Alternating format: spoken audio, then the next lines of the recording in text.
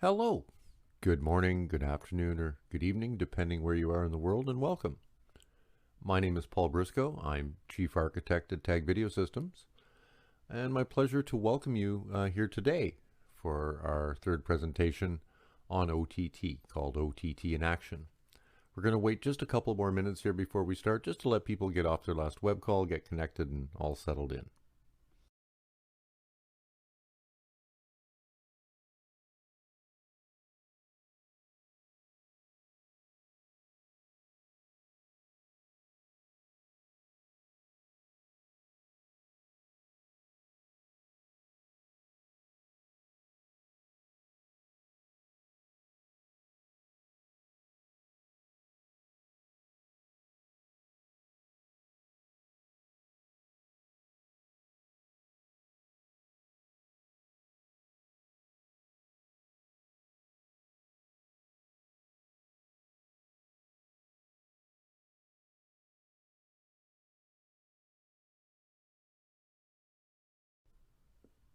Hello, if you've just joined us, we're just going to wait another minute or so and let people get connected and all settled in, and then we'll get going.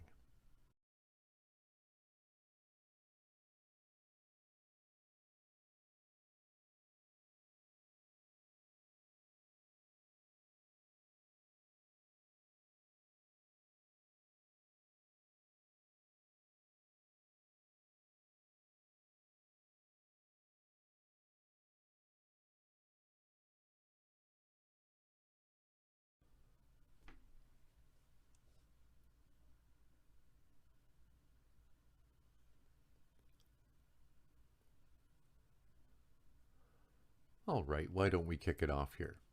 Good morning, good afternoon, or good evening, depending where you are in the world. And welcome to OTT 103, called OTT in Action. My name is Paul Briscoe. I'm Chief Architect at Tag Video Systems, and appreciate you joining us here today. Before we get going too far, just a bit of housekeeping. If you have any questions, please use the chat dialog to submit them.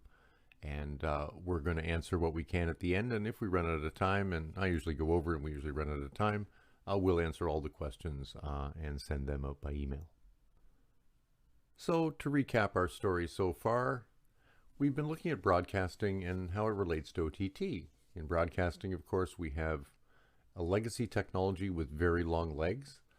It's been around 70 years, basically, and it's very robust. It's well proven, and it's evolved along the way into what we've needed as time's gone by. It is hardware-based, and it does what it does really well. OTT, of course, is the new kid on the block. This is a new technology with many legs. It's robust and proven so far. It's evolving and it's deploying really rapidly. It's software and internet based as opposed to being hardware based. And it does all the same thing broadcasting does, but it does an awful lot more, and it does it really well. So something worth clarifying is, what is live TV? Live usually means something that's happening in real time in the world. And so on TV, that's news, that's sports, maybe entertainment, something like, a Live Aid concert or something. And it's delivered to the consumer as quickly as possible, directly from the location of the event. So, is over-the-air broadcasting live TV? Well, originally it certainly was all truly live. It was from the camera or a few cameras right directly to the viewer. There was no videotape. There was no real anything else. Today, however, television really mostly isn't live, except for news, sports, and some entertainment. The rest is server-based playout of shows and commercials by automation on a schedule. But because it's presented in a live format, because it's on a schedule, because at 2 o'clock you can watch your soap opera, it is essentially still a live service. It can't go forward, it can't go back, it's live, at least for the moment, and it's delivered in real time. It's meant to be consumed when it's broadcast. Now, of course, PVRs and DVRs sort of attempt to improve on this, but this is the basic model of television that OTT breaks very badly. The other thing I think is worth clarifying is a term you hear all the time called cord cutting.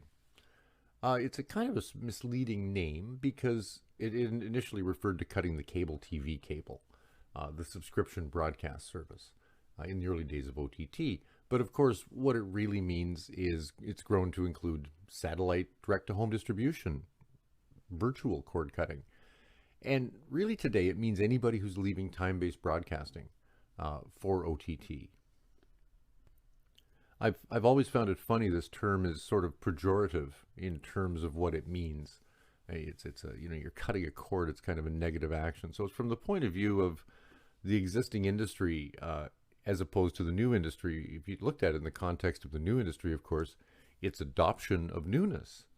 But this has always sort of been the case with OTT. For example, another one that comes to mind and always has irked me is this thing called binge watching. And it's a new thing that came along with OTT. Legacy people sort of invented this term called binge watching. You sit and, I guess you binge drink and you binge watch. It's not a very positive term. Yet at the same time, you'd sit down and read a book, and you don't stop after one chapter just because that's some kind of funny unwritten rule or forced upon you because it was doled out week by week at a certain time of day, right? You might read 6 chapters. You may read the whole book. So it's funny how the terminology has been negative towards OTT, but that's all changing.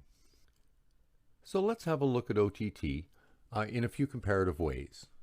Let's look technologically, let's look commercially, and let's have a little look socially at what OTT means to the world. So first off, let's look at good old OTA broadcasting. It's a single point of transmission to TV sets. That's the broad in broadcasting. It goes everywhere, or everywhere it can.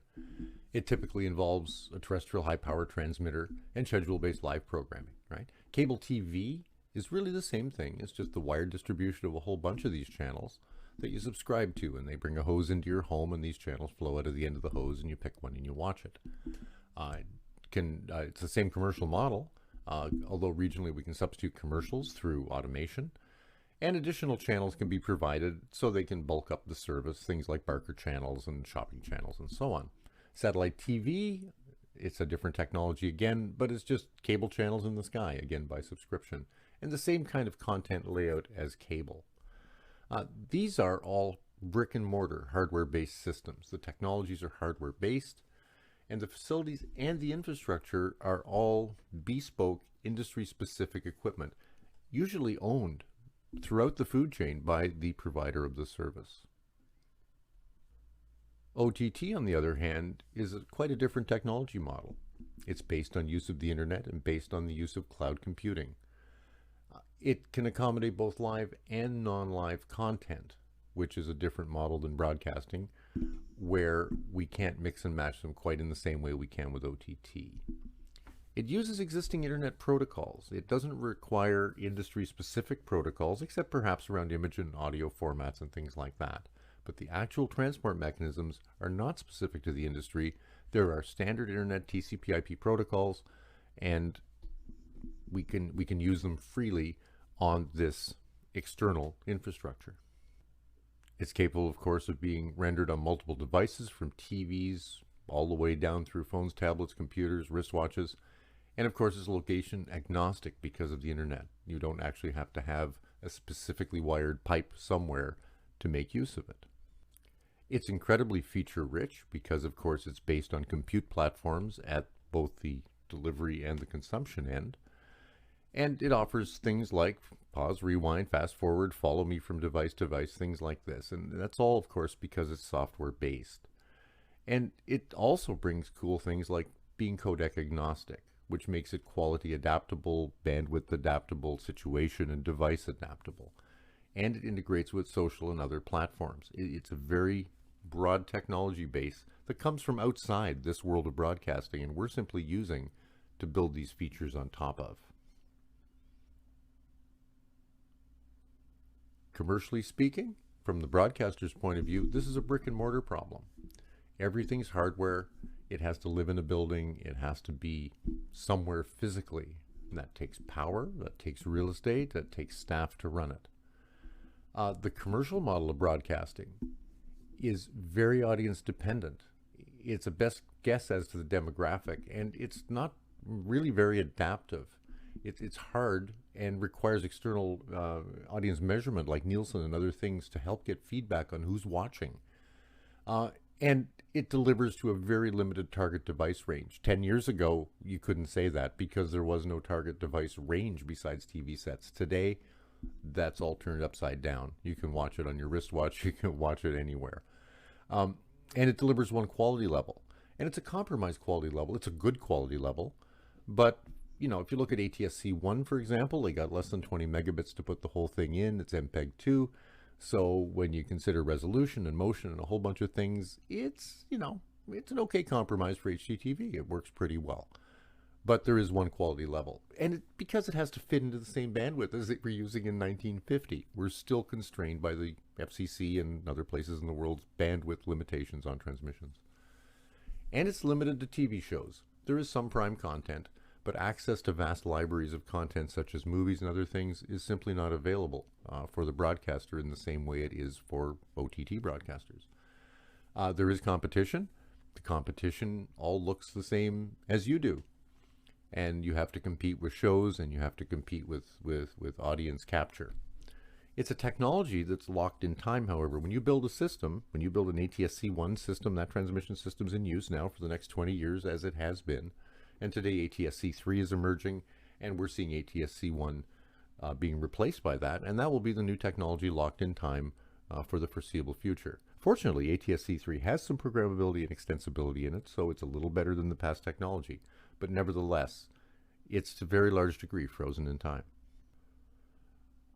Broadcasting from the viewer's point of view kind of is the old story of many channels and nothing to watch, which isn't really true, of course, but it's a reflection on the nature of broadcasting being somewhat non-dynamic.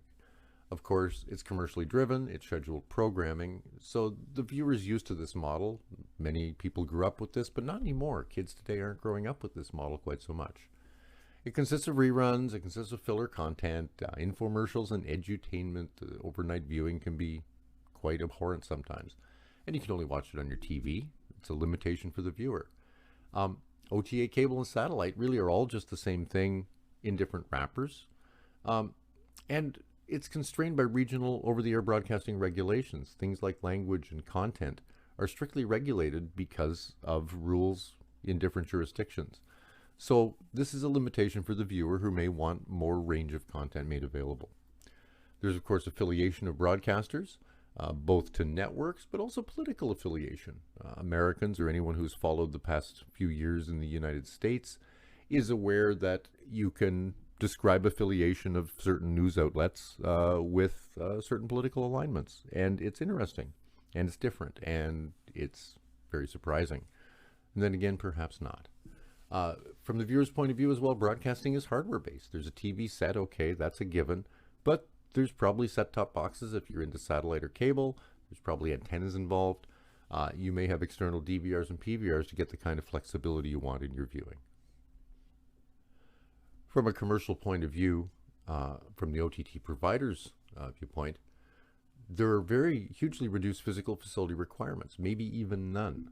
You don't strictly require an origination plant. You can originate your content in the cloud. You can keep it all in the cloud. The distribution, of course, is in the cloud. You could literally run this from a back room somewhere. You can support live or on-demand content.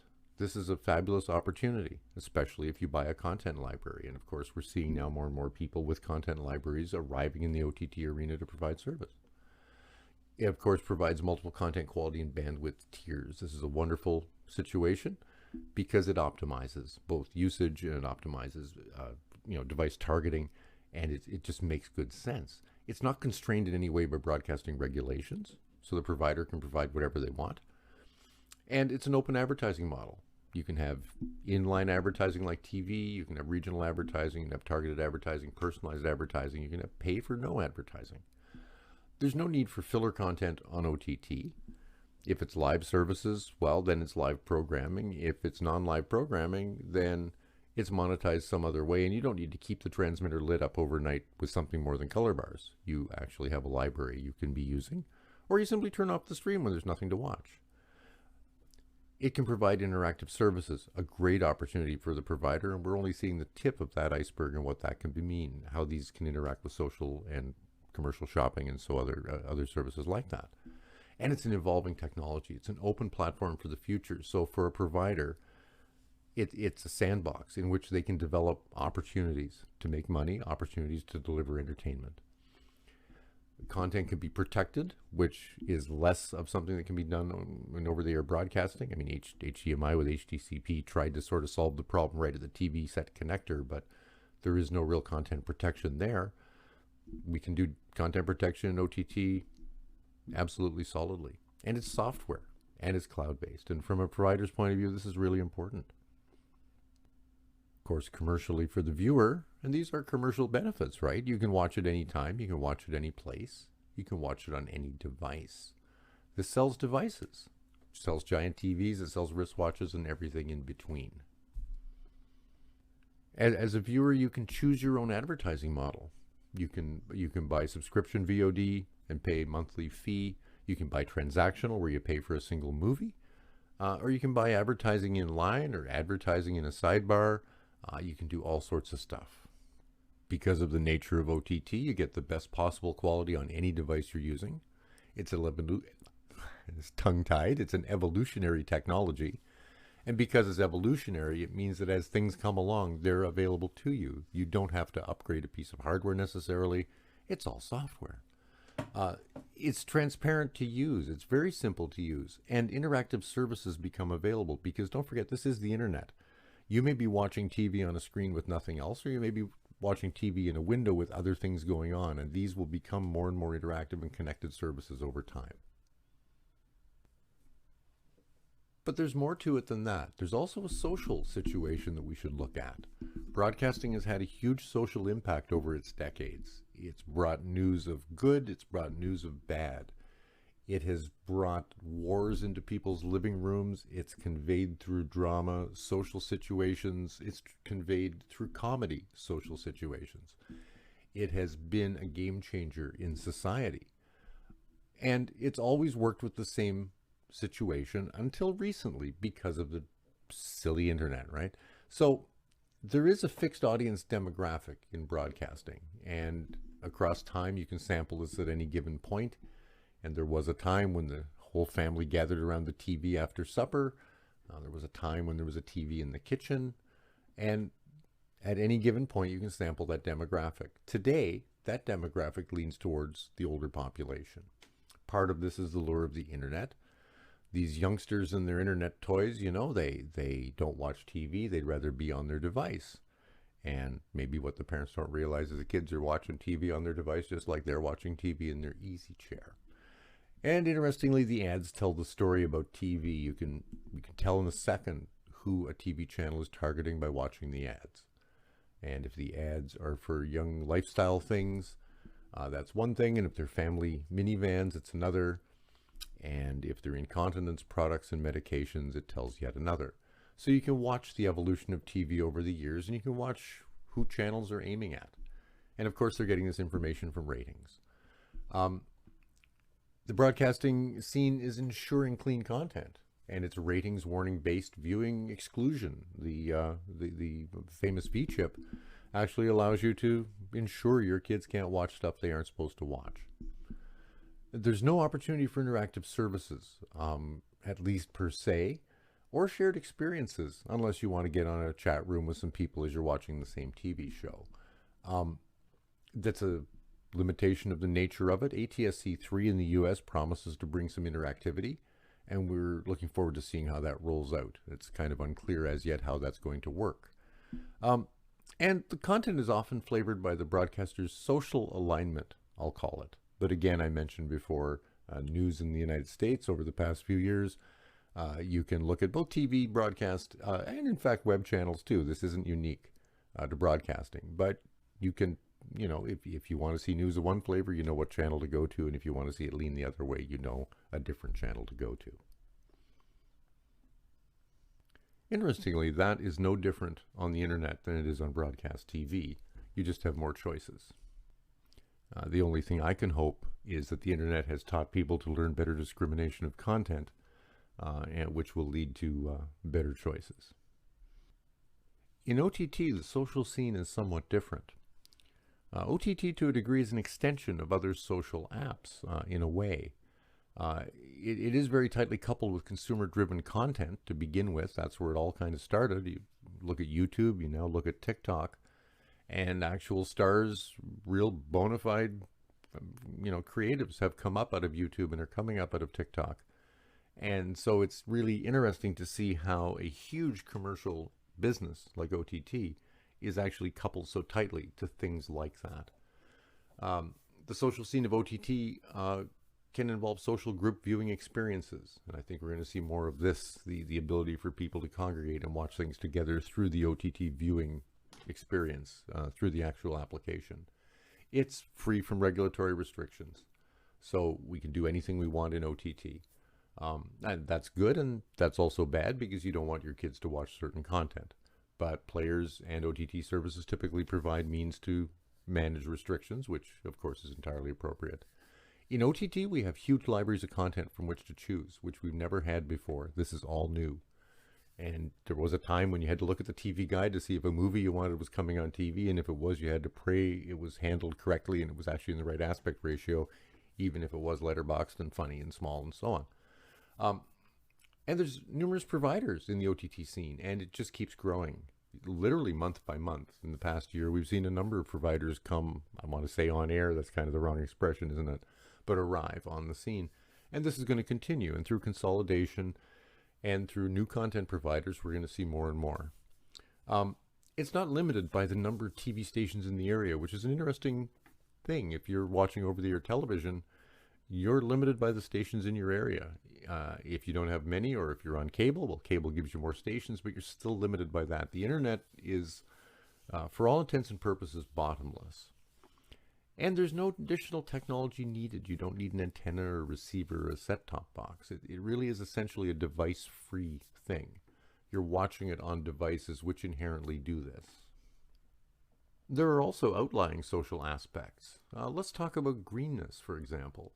Over the air uses high power RF transmission, tens of kilowatts of power of RF being generated at a transmitter site somewhere, going to an antenna and radiating, some region of radius.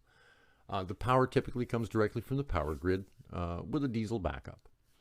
OTT, on the other hand, lives in internet data centers because, of course, it's OTT, and because, of course, it's data centers, and, of course, because it's 2021, data centers increasingly are using green power. They're using solar and they're using wind, with the actual battery infrastructure being the backup for these sources of charge, and they can fall back to the grid, and they all have diesel generators if everything really worse comes to worst. But let's remember the data center power is serving many, many services beyond over-the-top television. It's serving everything going on in that data center. So there's a huge shift when you move to OTT as to the power and where it comes from and the cleanliness of that power. Got to remember as well, data centers have an actual efficiency of just about 0%, right? No actual energy output is created from all the power that's consumed grinding numbers and doing computation.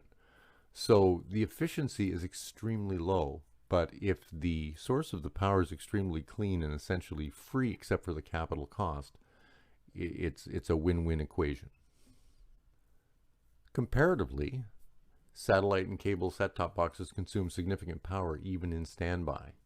And you can, many of you probably have pets that sleep on top of the set-top box at home if you have one, just because it's nice and warm.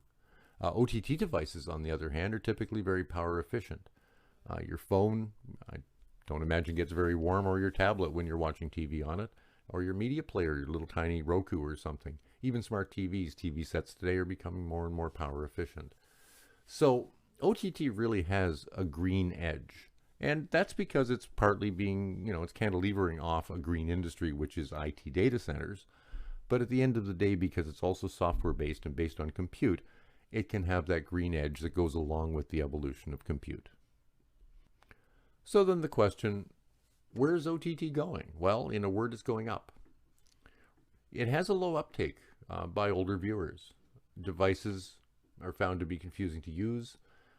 Perhaps in many cases, people are uncomfortable to have that much choice and enjoy the comfort of something periodic, something familiar and friendly and not scary and in a deep library of unknowns.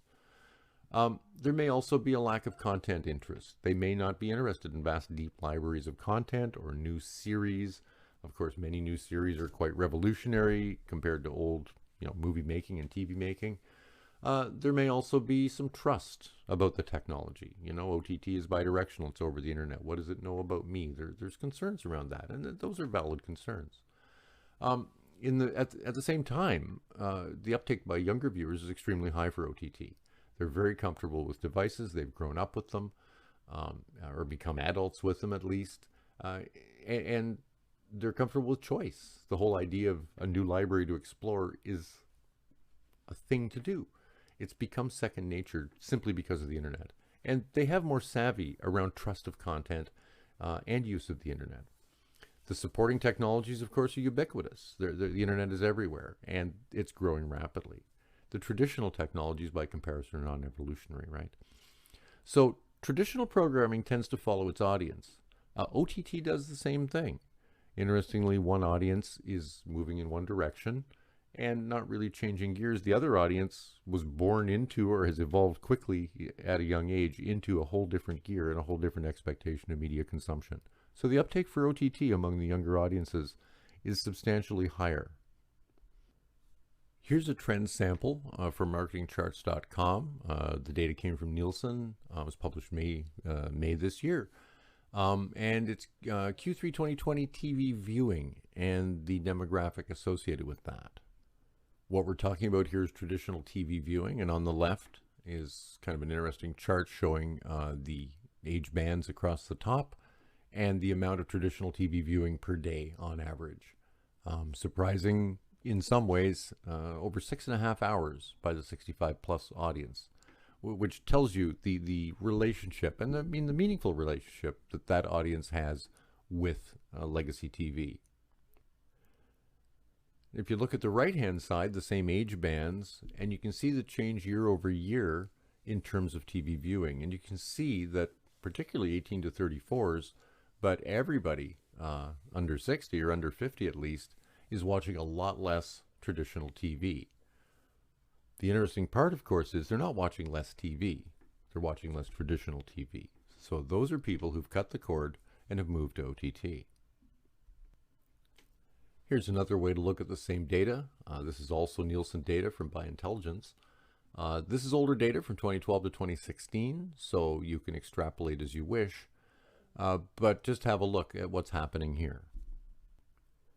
It's abundantly clear that the more the internet is bred into your soul, the more you are moving away from traditional TV. And of course, people aren't watching less TV. They're simply consuming it through the OTT mechanism. And this last behavior chart is kind of interesting as well. It's again Nielsen data, and it's from ComScore via marketingcharts.com. And interestingly, it's by head of household age, which is kind of a strange old school metric, but it is interesting. The non-streaming video is in pink, and you can see that it still occupies, a chunk, but it increases as you increase in viewer age. The interesting thing is the dark blue, the medium blue, and the light tealy blue candles all represent streaming, just heavy, medium, and light. So for comparison's sake, you need to stack them. And so you discover that in every category except for 65 plus, streaming far overtakes the consumption of legacy TV. And here's proof from a different angle. This data is from Cisco via Recode. And this is global IP traffic and what it's used for. So on the left in 2016, internet video represented 51% of the internet traffic. 5 years ago, that's impressive. IPVOD are existing legacy services. Look at the web, 18%, unbelievable. When we look at 2021, and that's a forecast, but it's probably based on 2020 and pretty close, 67% of the internet's bandwidth will be occupied by TV. The VOD part of it's gone down, and even web and data has gone down by comparison. So the biggest data on the internet is going to be video. And it'll probably stay that way as far as I can see. Here's another angle on the enablement situation, compute power in the internet. In the chart on the left, you can see some interesting microprocessor trends. And this goes way back to irrelevance, but just have a look on the right-hand side of this. Transistor counts, of course, keep going up. That's getting just insane. The single-thread performance, single-core performance, is leveling out a little bit, which is not surprising. We see that we're leveled out in frequency, and this is a function of geometry and pure physical concerns at the microscale. Power consumption is corresponding to frequency, which is expected, but the number of cores is going up. So what we see happening over time is more and more capability in microprocessors, and even though Moore's law at some point is going to flatten out and is already doing so depending how you look at it, other things are going to continue to keep that curve going up. At the same time, the internet, this is the increase in speed from 83 through 2018, and you can see it's pretty accurate. The top line is gigabit, and gigabit internet started arriving in the home somewhere, a few years ago. So this is going to continue as well. And don't forget, this just doesn't only represent the internet bandwidth to your door. The internet bandwidth behind this, of course, has to be correspondingly high. So these two things right away guarantee that OTT was only going to get easier and more straightforward and more trivial. I hate to use that word, but really it's going to become more simple over time.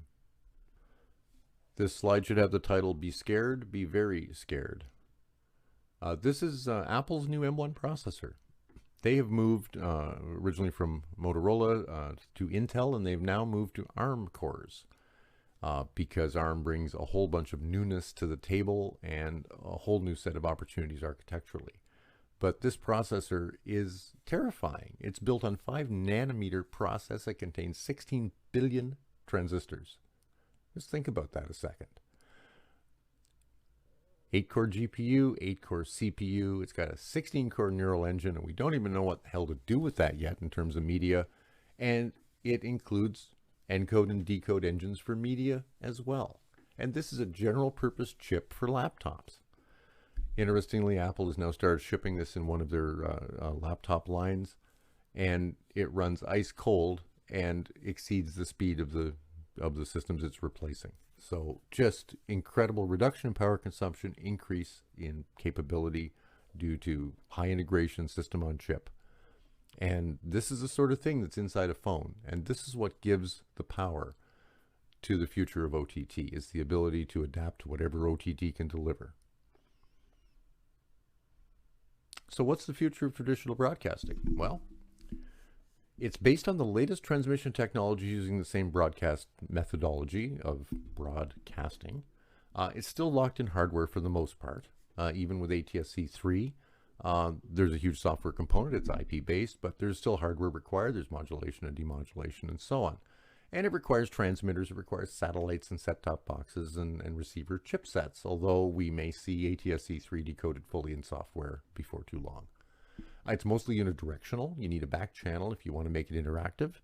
And interactivity in traditional broadcasting is still in its infancy, but with ATSC3 in North America at least, this could open doors to opportunities for greater interactivity. There's no clear path right now to non-TV devices. They tried ATSC mobile some years ago, a protocol intended to handle the multipath and other fading issues of mobile. With the idea that there'd be a chip in every phone. And phone manufacturers said no. And that just didn't work. So now that we have OTT arriving in phones, then that may be a route for broadcasters. It's still the same model of scheduled ad-driven delivery, and it's evolving slowly. Except for the industry itself, there's no real driver for evolution because their audience, being more senior than anything, don't really. And really, the audience has never really driven television anywhere. It's always been the industry driving itself.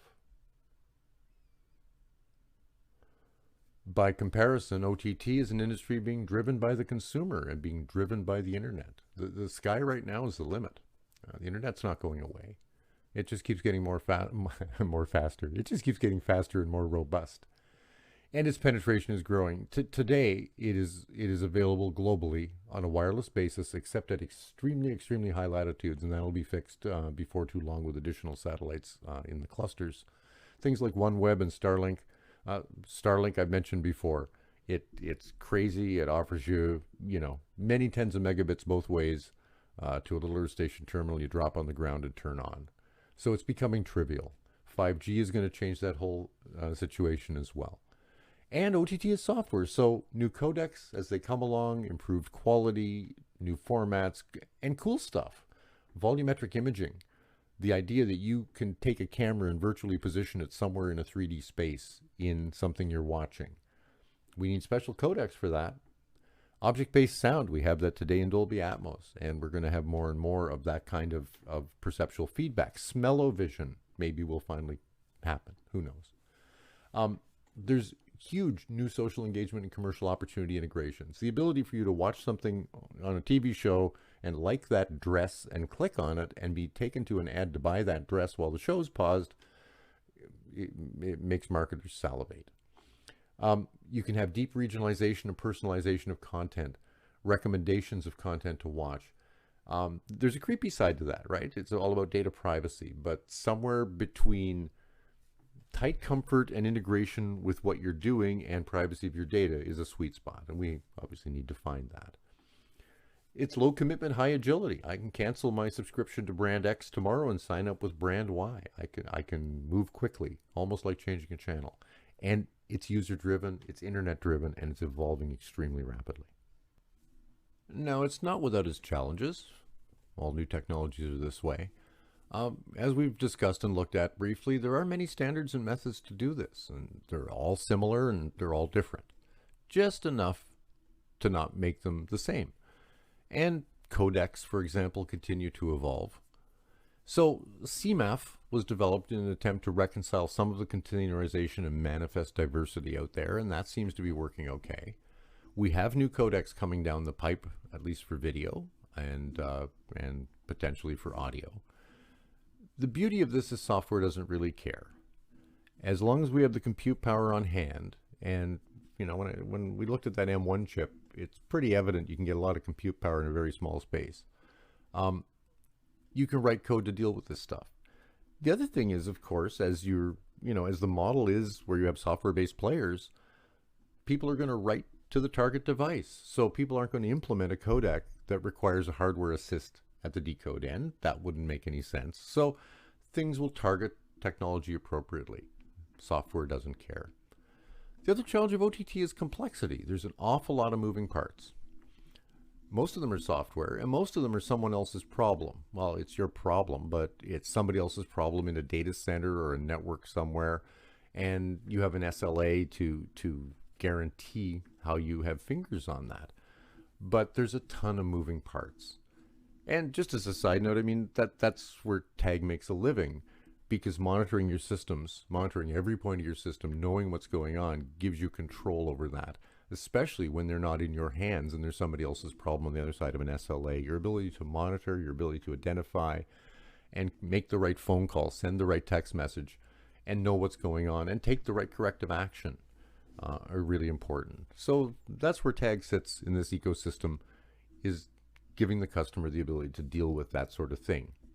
So these are challenges in OTT, and it's not without these challenges like any new technology. But again, it's software. Software doesn't care. It will evolve, and the technologies will evolve to solve these and to move forward. Something we never had the luxury of in the hardware era until you did a spin of hardware or wrote a new standard. So it's pretty cool.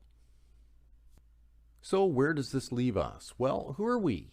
Well, we're media technologists, media content providers. We are on a rapid learning curve. These are new technologies for us. If we come from legacy, and those of us who are in TV do, we have this new software technology, and we have IP, and we have evolving technologies called IT, the actual infrastructure IT technology that is behind it. This requires deep collaboration with new people, with IT and data center experts, and it requires a high degree of specialization on our side. First, to have the conversations with these people, and secondly, to be able to integrate and take over and become part of that side of the world because those two pieces of the world in media will merge. Your regular IT person can't deal with what we do the same way we can deal with video, but we have to bring these together. There is high specialization. We also require new skill sets, IT-centric people and vice versa. And partnership and community are key. Collaboration is going to have to be key because it's not as simple as a closed garden industry as we've always had. It involves something bigger called the internet. It's way bigger than us. We're just a little piece. Well, okay, actually, no, we're a very large piece of it, but we're still a piece of it. There's learning. We also have a shifting business landscape. We're seeing software companies rising.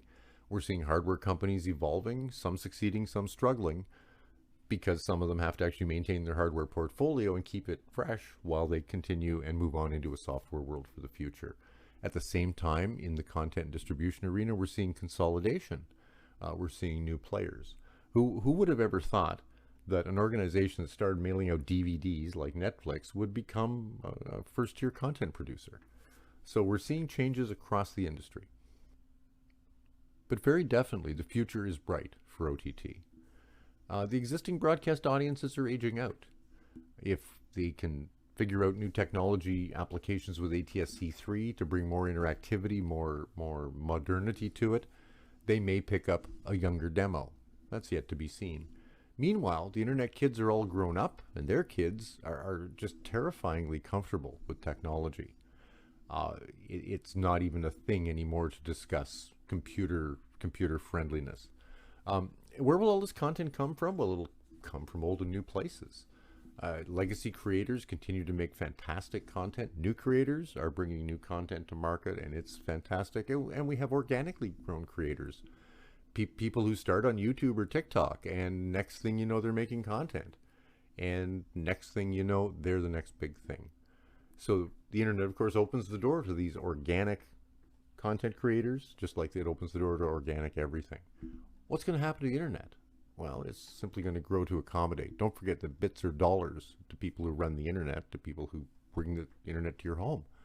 So the more bits you push, the more money they're going to make one way or the other. So the internet will continue to grow. It's been a linear curve, and we don't see that going anywhere but up. We'll continue as well to have better codecs and smarter distribution architectures. And as time goes by, OTT will continue to evolve as the technologies that underlie it continue to evolve themselves.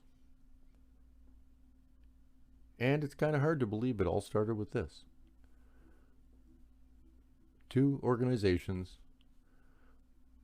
$45 billion in revenue. That says something about a technology. So that's the story of OTT.